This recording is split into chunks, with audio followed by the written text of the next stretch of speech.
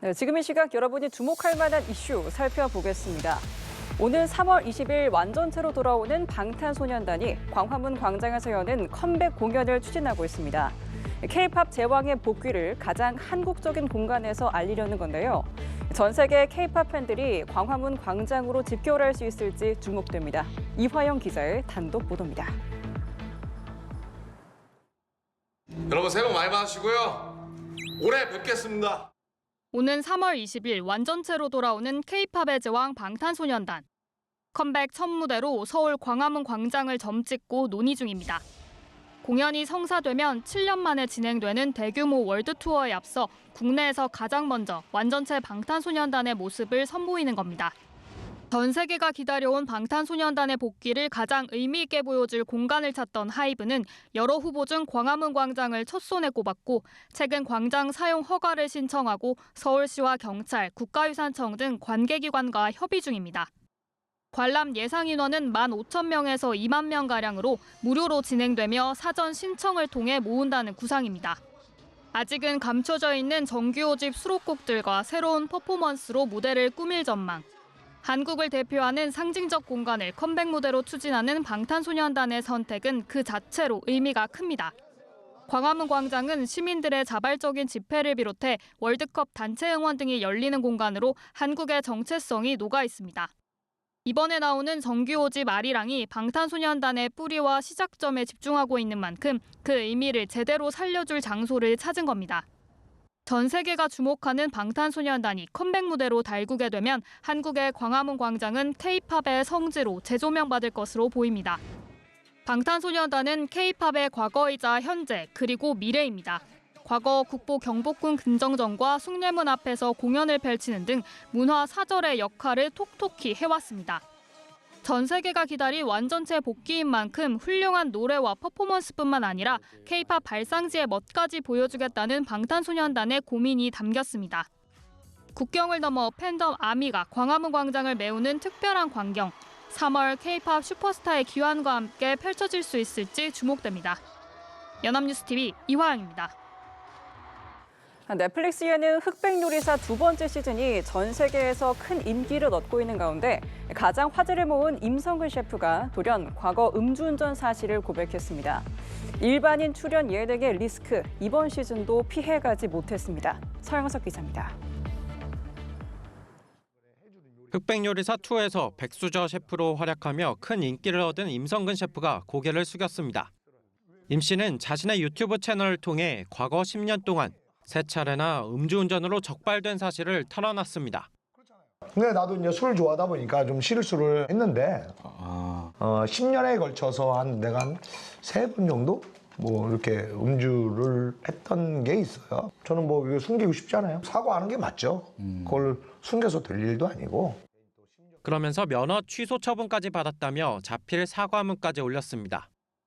흑백요리사 시즌1도 출연자들의 사생활 논란, 비투 논란, 불법 영업 사실 등으로 홍역을 치렀지만 이번에도 비연예인 출연자 리스크를 비껴가지 못한 건데 비연예인도 유명세를 치르면 연예인처럼 엄격한 잣대가 적용되는 만큼 선제적으로 대응한 것 아니냐는 분석이 나옵니다. 그동안 여러 가지 논란이 있는 와중에 그런 과거 전력에 대한 감수성은 좀 많이 높아졌다. 그래서 개인적으로도 조심하기도 하고 과거에 잘못된 부분에 있어서 양해를 구하는 어떤 선제적인 행위들이 스스로 치부를 드러낸 이례적인 고백이었지만 대중의 눈초리는 싸늘합니다. 100만 돌파를 앞뒀던 유튜브 구독자는 실시간으로 떨어져 나갔고 3번 음주운전은 실수가 아니라며 앞으로 예정된 방송과 광고를 중단하란 성명까지 등장했습니다. 연합뉴스TV 서영석입니다. 내수 침체 등으로 성장이 둔화된 국내 프랜차이즈 업계가 소송 리스크에 직면했습니다. 차액 가맹금 반환 소송이 업계 전반으로 확산하고 있는 데다 지난해 말 가맹점주에게 단체 교섭권을 부여하는 가맹사업법 개정안도 통과됐습니다. 오주현 기자입니다. 대법원은 지난 15일 한국피자헛 가맹점주 94명이 본사를 상대로 낸 부당이득금 반환 청구 소송 상고심에서 차액 가맹금을 부당이득으로 판단한 판결을 확정했습니다. 차액 가맹금이란 프랜차이즈 본사가 원재료 등을 사들인 뒤 도매가보다 비싼 가격에 가맹점들에게 공급하면서 발생하는 유통 마진을 의미합니다. 대법원은 사전 합의 없는 차액 가맹금은 부당이득이라는 취지로 판결했는데 이에 따라 한국피자헛은 점주들에게 215억 원의 차액 가맹금을 돌려줘야 합니다. 프랜차이즈 업계에서는 이번 판결을 기점으로 가맹점주들의 반환 소송이 줄이을 것으로 예상하고 있습니다. 차액 가맹금이 계약서에 별도 항목으로 명시되지 않은 채 관행적으로 수취돼 온 사례가 적지 않기 때문입니다. 이미 BHC, 교촌치킨, BBQ, 배스킨라빈스 등 다른 프랜차이즈를 상대로도 유사한 소송이 진행 중이고 가맹점 수가 4,000개에 달하는 메가 MGC 커피 가맹점주들도 반환 소송 준비에 들어갔습니다. 특히 가맹점 10개 미만인 브랜드가 72%, 100개 미만인 브랜드가 96%에 달할 정도로 영세 중소 브랜드가 대다수인 업계 특성상 유사한 소송들이 확산될 경우 줄폐업 사태가 심각하게 우려됩니다. 지난해 말 국회를 통과한 가맹사업법 개정안도 프랜차이즈 업계엔 부담입니다. 개정안은 가맹점 사업자단체 등록제를 도입하고 가맹본부에 단체와의 협의를 의무화하는 내용을 담고 있습니다.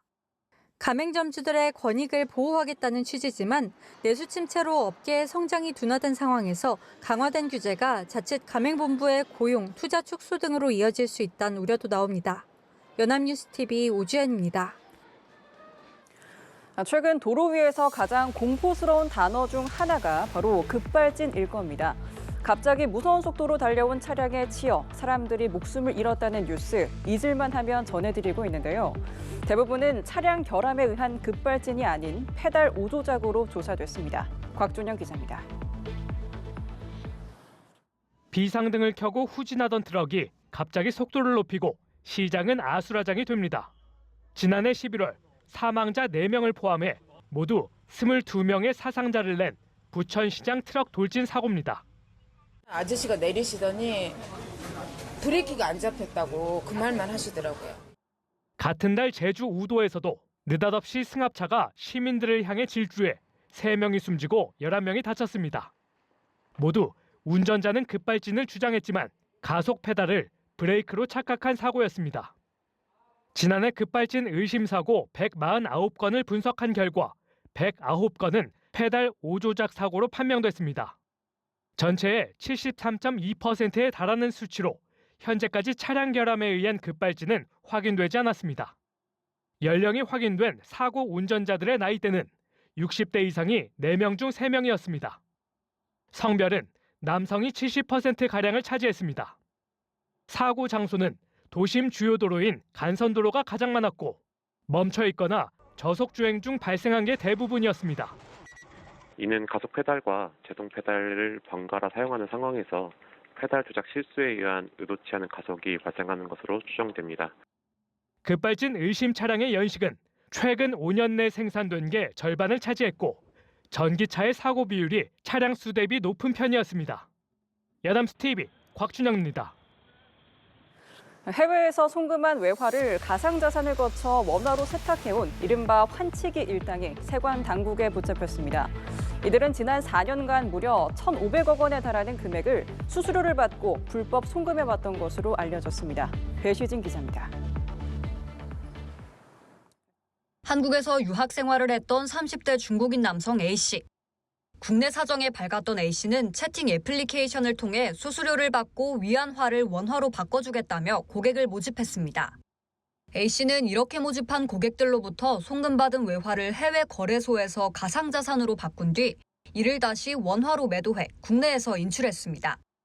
이 같은 수법으로 A씨 일당이 지난 2021년 9월부터 지난해 6월까지 약 4년간 불법 환전한 금액은 무려 1,489억 원. 수출업체 무역대금, 면세품 구매대금, 유학자금은 물론 출처가 불분명한 자금까지 모두 수수료만 받으면 송금을 대행해줬습니다. 이들 가운데 성형외과 상담실장으로 근무하던 40대 여성 B씨는 수술 비용도 불법 송금해줄 수 있다며 영업해온 것으로 알려졌습니다. 세관당국은 외국 환거래법 위반 혐의로 A씨 등 3명을 검찰에 송치했으며 해외로 도주한 A씨에 대해서는 체포영장을 발부했다고 밝혔습니다. 가상자산으로 외화를 원화로 바꿔 국내에서 유통할 경우 외환 시장에 혼란을 일으킬 뿐 아니라 불법 자금의 유통 통로로도 악용될 수 있습니다. 가상자산으로 들어와서 여기서 원화로 매도를 하게 되잖아요. 그러면 실질적으로는 외화가 들어오는 효과는 전혀 없게 되는 이런 문제점도 있고요. 세관 당국은 환치기 고객들에 대해서도 조사를 확대하는 한편 불법 외환 거래 집중 단속에도 나설 방침입니다. 연합뉴스TV 배시진입니다.